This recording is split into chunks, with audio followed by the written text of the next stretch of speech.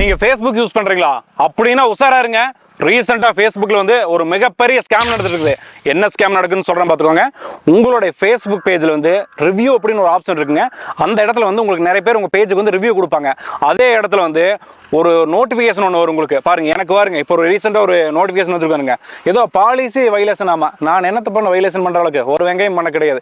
எனக்கு வந்து பொய்யா வந்து அனுப்பிச்சுட்டு இருக்கானுங்க. இந்த இடத்துல வந்து நீங்க யூஸ் ஐடி பாஸ்வேர்டு கிளிக் பண்ணி இதுக்கு வந்து நீங்க பதில் சொல்ல அப்படின்னா உங்க அக்கௌண்ட் வந்து 24 மணி நேரத்துக்குள்ள தூக்கிடும்னு சொல்லி போட்டு பொய்யா ஒரு வந்து ரிப்போர்ட் அடிச்சிருக்கானுங்க. இதே மாதிரி தாங்க போன தடவை என்னோட அக்கௌண்ட் என்ன பண்ணாங்க தெரியுங்களா? உங்களோட பேஜ் வந்து யாரோ ரிப்போர்ட் பண்ணிருக்காங்க சொல்லி போட்டு ஒரு நோட்டிஃபிகேஷன் வந்துச்சு. அதை போட்டங்காட்டிக்கு தான் என்னோட 2.25 லட்சம் உள்ள ஃபாலோவர்ஸ் உள்ள அக்கௌண்ட் வந்து தூக்கிட்டு போயிட்டானுங்க. போச்சல்ல போச்சல்ல. இதே மாதிரி நீங்கள் யாராவது பிஸ்னஸ் பண்ணிட்டு இருக்கீங்க, ஒரு முக்கியமான விஷயத்துக்காக Facebook யூஸ் பண்ணுறீங்க அப்படின்னா அக்கௌண்ட் வச்சுன்னா என்ன பண்ணுறது? அது போனா பரவாயில்லைங்க, ஃபோட்டோ கேட்டோ மாற்றி ஏதாவது தேவையில்லாமல் எடிட் பண்ணி பணம் கேட்டாங்க என்ன பண்ணுவீங்க? இறக்குற மகராசனா தான் கொடுத்து தப்பிச்சுக்குவா. இல்லாம என்ன பண்ணுவா? கொடுத்தாலும் ரெண்டாவது மறுபடியும் பணம் வேணும் கேட்டால் என்ன பண்ண முடியும்? போலீஸில் இது அவ்வளோ சீக்கிரம் ஒன்றும் தடுக்க முடியாது.